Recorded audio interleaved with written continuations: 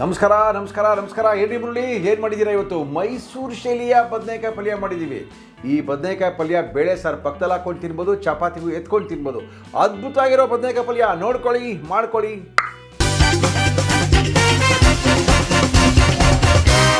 Namaste, welcome back to Suchi Kichi with Murli. This video is sponsored by Amrit Noni Gastrin. ಕಾರಣಗಳು ಹಲವಿರಲಿ, ನಿವಾರಣೆಗೆ ಇರುವುದು ಒಂದೇ, Amrut Noni Gastrine. Sunpure Sunflower Oil. Sunpure, physically refined sunflower ಎಣ್ಣೆ. Millets, nature to mankind. Nandini, ಲಕ್ಷಾಂತರ ಗ್ರಾಹಕರ ಮೆಚ್ಚುಗೆಯ brand. ಪಲ್ಯ ಅಂದರೆ ಒಂದು ನಮ್ಮ ಸೌತ್ ಇಂಡಿಯನ್ ಮೀಲಲ್ಲಿ ಮುಖ್ಯವಾದದ್ದು, ಪ್ರತಿದಿನ ಮಾಡ್ಕೊಂಡು ತಿನ್ನೋಂಥದ್ದು. ಹಲವಾರು ರೀತಿಯ ಪಲ್ಯಗಳನ್ನ ಮಾಡ್ತೀವಿ. ಇವತ್ತಿನ ವಿಡಿಯೋದಲ್ಲಿ ನಾನು ತೋರಿಸ್ತಾ ಇರೋಂಥದ್ದು ಮೈಸೂರು ಶೈಲಿಯ ಬದನೆಕಾಯಿ ಪಲ್ಯ. ಈ ಬದನೆಕಾಯಿ ಪಲ್ಯ ಅಕ್ಕಿ ರೊಟ್ಟಿ, ಚಪಾತಿ, ವೈಟ್ ರೈಸ್ಗೆ, ಸಾಂಬಾರ್ ರೈಸ್ ಜೊತೆಗೂ ಸಹ ತುಂಬಾ ಚೆನ್ನಾಗಿರುತ್ತೆ ಕಾಂಬಿನೇಷನ್. ಬದನೆಕಾಯಿ ಪಲ್ಯಗೆ ಬೇಕಾಗುವ ಪದಾರ್ಥಗಳು: ಬದನೆಕಾಯಿ, ಈರುಳ್ಳಿ, ಟೊಮ್ಯಾಟೊ, ಕರಿಬೇವು, ಸಾಸಿವೆ, ಸಾರಿನ ಪುಡಿ, ಅರಿಶಿಣದ ಪುಡಿ, ಉಪ್ಪು, ಎಣ್ಣೆ. ಮೈಸೂರು ಶೈಲಿಯ ಬದನೆಕಾಯಿ ಪಲ್ಯ ಎಲ್ಲ ಮನೇಲಿರೋಂಥ ಪದಾರ್ಥಗಳನ್ನೇ ಬಳಸಿ ಮಾಡೋಂಥದ್ದು. ಆಗ ಭಾಳ ಬೇಗ ಆಗೋಂಥದ್ದು, ಕ್ವಿಕ್ಕಾಗಿ ಆಗುತ್ತೆ, ತಿನ್ನೋದಕ್ಕೂ ಅಷ್ಟೇ ರುಚಿಯಾಗಿರುತ್ತೆ. ನಾನು ಬಳಸ್ತಾ ಇದ್ದೀನಿ ಸನ್ಪ್ಯೂರ್ ಸನ್ಫ್ಲವರ್ ಆಯಿಲ್. ಪಲ್ಯಕ್ಕೆ ಒಂದು 3 ರಿಂದ 4 ಟೇಬಲ್ ಸ್ಪೂನ್ ಅಷ್ಟು ಎಣ್ಣೆ.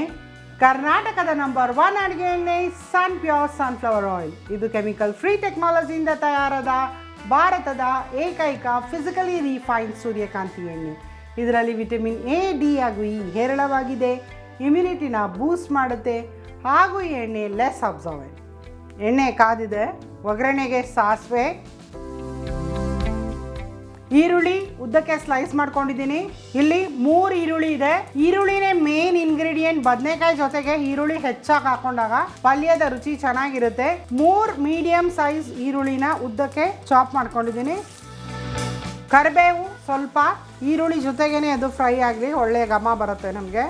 ಇದೆಲ್ಲ ಪಲ್ಯಗಳು ಹಳೆ ಅಡುಗೆ. ಇದು ಆ್ಯಕ್ಚುಲಿ ನಾನು ಮಾಡ್ತಾ ಇರೋಂಥದ್ದು.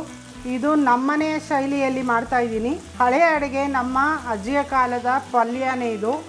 ಭಾಳ ಈಸಿಯಾಗಿ ಮಾಡೋಂಥದ್ದು. ಪಲ್ಯ ಎಲ್ಲ ಹೇಗಿರಬೇಕು ಅಂದರೆ ಜಾಸ್ತಿ ಟೈಮ್ ಕನ್ಸ್ಯೂಮ್ ಆಗಬಾರ್ದು.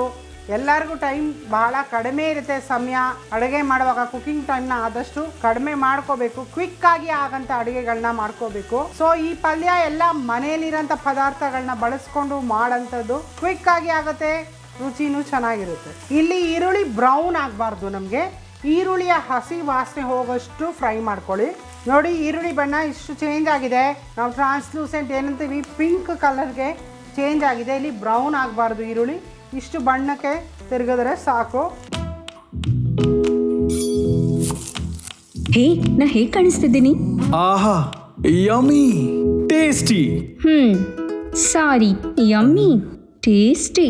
ನೀ ಸೀರೆಯ ಉಟ್ಟು ವಯ್ಯಾರದಿ ಬಂದೆ. ನಾ ಒಮ್ಮೆ ನಿನ್ನ ಮತ್ತೊಮ್ಮೆ ನನ್ನ ಅಡುಗೆಯನ್ನ ನೋಡುತ್ತಲೇ ನಿಂತೆ. ವಾರೇವಾ, ಮಾಸ್ಟರ್ ಶೆಫ್ ಆದ್ರೂ ಕವಿ.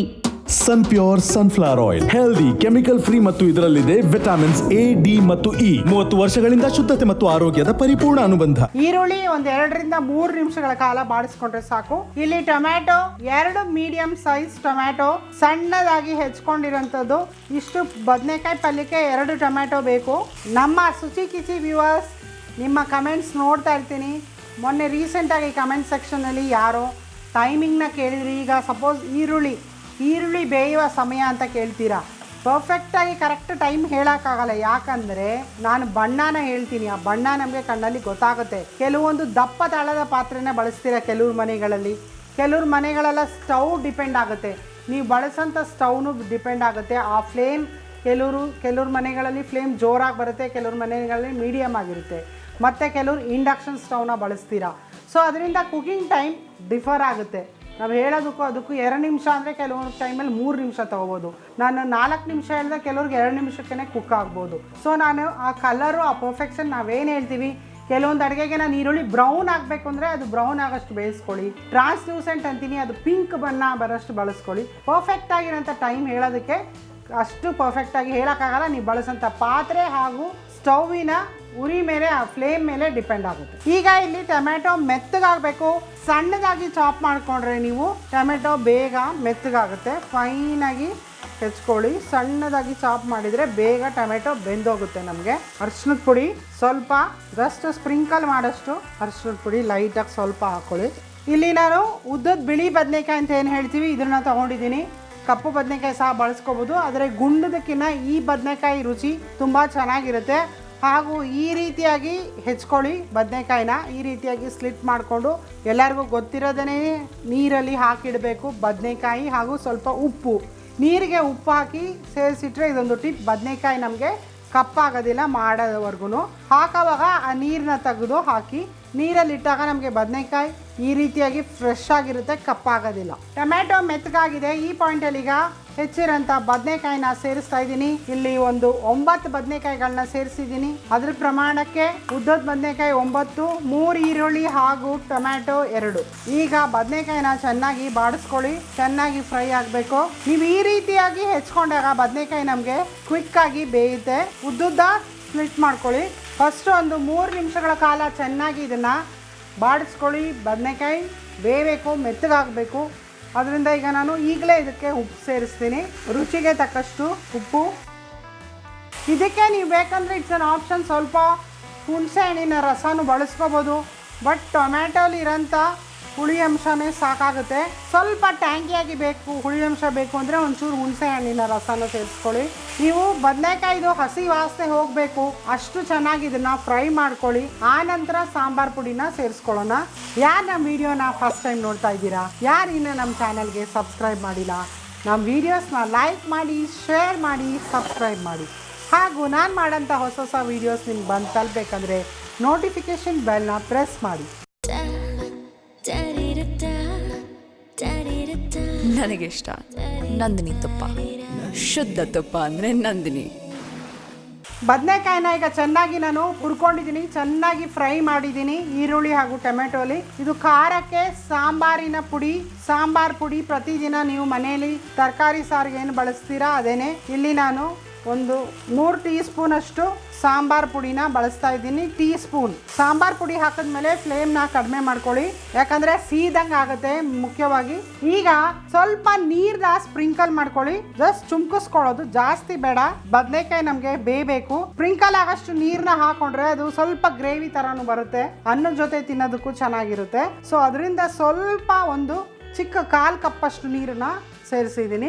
ಈಗ ಇದನ್ನ ಲಿಡ್ನ ಕ್ಲೋಸ್ ಮಾಡಿ ಒಂದು 5 ರಿಂದ 6 ನಿಮಿಷಗಳ ಕಾಲ ಮೀಡಿಯಂ ಫ್ಲೇಮಲ್ಲಿ ಇದನ್ನು ಬೇಯಿಸ್ಕೋಬೇಕು. ಬದನೆಕಾಯಿ ಬೆಂದು ನಮಗೆ ಸಾಫ್ಟಾಗಿ ಆಗಬೇಕು, ಆವಾಗ ಪಲ್ಯ ರುಚಿಯಾಗಿರುತ್ತೆ. ಮತ್ತೆ ಮತ್ತೆ ಸವಿಯಬೇಕೆನಿಸುವ ಮೃದುವಾದ ನಂದಿನಿ ಪನ್ನೀರ್. ಬದನೆಕಾಯಿ ಪಲ್ಯ 5 ರಿಂದ 6 ನಿಮಿಷಗಳ ಕಾಲ ಚೆನ್ನಾಗಿ ಬೇಯಿಸ್ಕೊಂಡಿದ್ದೀನಿ. ಮಧ್ಯದಲ್ಲಿ ನಿಮಗೆ ಬೇಕಂದರೆ ಇನ್ನಷ್ಟು ನೀರನ್ನ ಸ್ವಲ್ಪ ಸೇರಿಸ್ಕೊಳ್ಳಿ, ಡ್ರೈ ಔಟ್ ಆಗ್ತಾ ಇದೆ ಅಂದರೆ. ನೋಡಿ ಚೆನ್ನಾಗಿ ಬೆಂದಿದೆ, ಬದನೆಕಾಯಿ ಪಲ್ಯ ರೆಡಿಯಾಗಿದೆ. ಡಿಶ್ ಔಟ್ ಮಾಡ್ಕೊಳ್ಳೋಣ.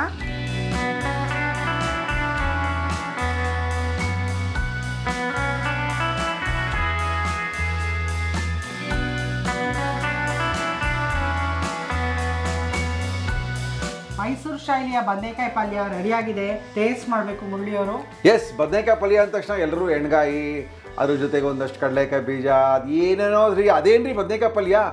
ಅದು ಬದನೆಕಾಯಿ ಪಲ್ಯನೇ, ಆದರೆ ಇದು ಮೈಸೂರು ಶೈಲಿಯ ಬದನೆಕಾಯಿ ಪಲ್ಯ. ನಾವೆಲ್ಲ ತಿಂತಾರೋ ಆ ಬದನೆಕಾಯಿ ಪಲ್ಯ ಬಂದು ಉತ್ತರ ಕರ್ನಾಟಕದ್ದು. ಇದು ಮೈಸೂರು ಶೈಲಿದು. ಪಕ್ಕದಲ್ಲಿ ನೆಂಚ್ಕೊಂಡು ತಿನ್ನಕ್ಕೆ, ಇಲ್ಲ ಪೂರಿ ಚಪಾತಿಗೆ ತಿನ್ನಕ್ಕೆ, ಅಕ್ಕಿ ರೊಟ್ಟಿಗೂ ಅಕ್ಕಿ ರೊಟ್ಟಿಗೆ ತಿನ್ನಕ್ಕೆ, ವೈಟ್ ರೈಸ್ಗೂ ಚೆನ್ನಾಗಿ. ಎಸ್, ಈ ಥರ ಒಂದು ಮಲ್ಟಿ ರುಚಿಯಾಗಿರ್ತಕ್ಕಂಥ ಬದನೆಕಾಯಿ ಪಲ್ಯ ನಮ್ಮ ಇವತ್ತಿನ ಕಾರ್ಯಕ್ರಮದಲ್ಲಿ ನೋಡೋಣ ಮೇಡಮ್ ಹೆಂಗೆ ಮಾಡಿದ್ದಾರೆ ಅಂತ.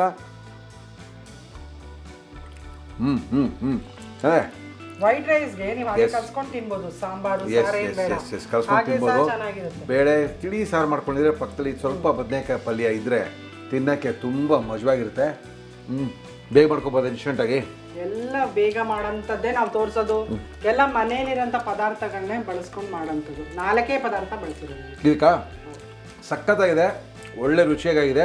ಇಮ್ಮಿಡಿಯೇಟಾಗಿ ಈ ಥರ ಪಲ್ಯ ಮಾಡ್ಕೊಂಡು ತಿನ್ನೋಕ್ಕೆ ಶುರು ಮಾಡಿ. ಯಾಕೆಂದರೆ ಟೈಮ್ ಕಡಿಮೆ ಇರುತ್ತೆ, ರುಚಿ ಜಾಸ್ತಿ ಬೇಕು ಅನಿಸುತ್ತೆ.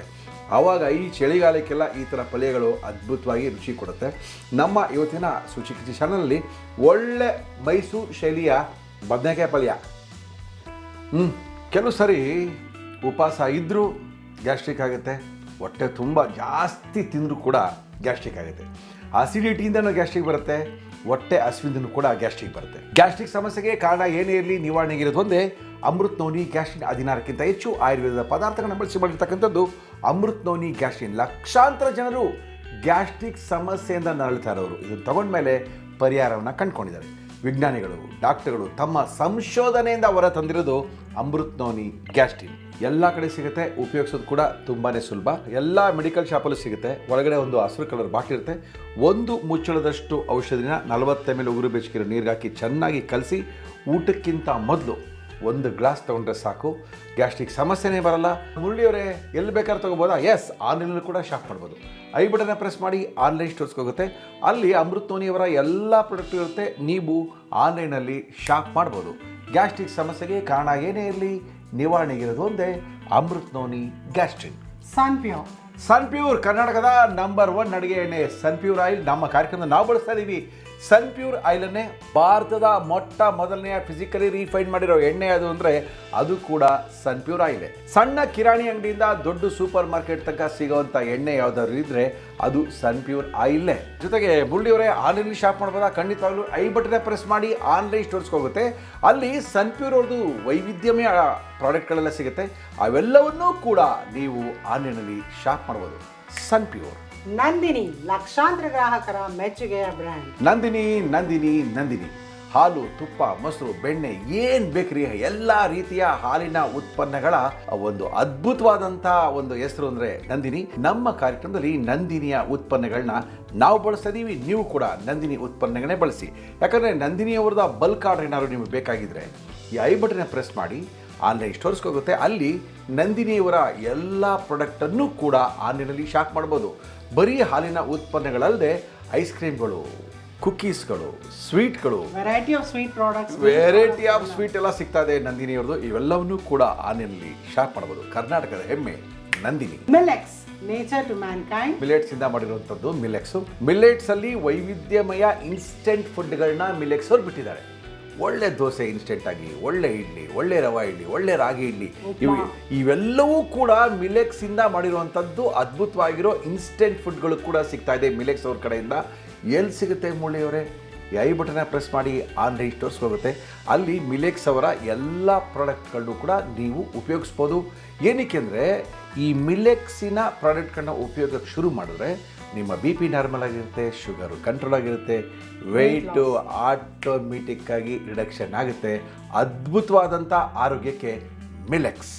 ನಮ್ಮ ಕಾರ್ಯಕ್ರಮದಲ್ಲಿ ವೈವಿಧ್ಯ ಅಡುಗೆಗಳು ಬೇಕಾಗಿದ್ರೆ ನಮ್ಮ ಸೃಷ್ಟಿ ಚಾನಲ್ ನೋಡಿ, ಸಬ್ಸ್ಕ್ರೈಬ್ ಮಾಡಿ, ಲೈಕ್ ಮಾಡಿ, ಶೇರ್ ಮಾಡಿ. ನಾವು ಕಳಿಸುವಂಥ ಎಲ್ಲ ಅಡುಗೆಗಳನ್ನು ಕೂಡ ನಾವು ನಿಮಗೆ ತಲುಪಿಸ್ಬೋದು. ಹೊಸ ಅಡುಗೆಗಳನ್ನ ನೀವು ಕಲಿಬೋದು ತಿಳಿಸಿ ನಮ್ಮ ಇವತ್ತಿನ ಕಾರ್ಯಕ್ರಮ ಮುಗಿಸ್ತೀವಿ. ಮತ್ತೆ ಹೊಸ ಅಡುಗೆಯೊಂದಿಗೆ ನಿಮ್ಗೆ ಭೇಟಿ ಆಗ್ತೀವಿ. ಅಲ್ಲಿವರೆಗೂ ನಮಸ್ಕಾರ.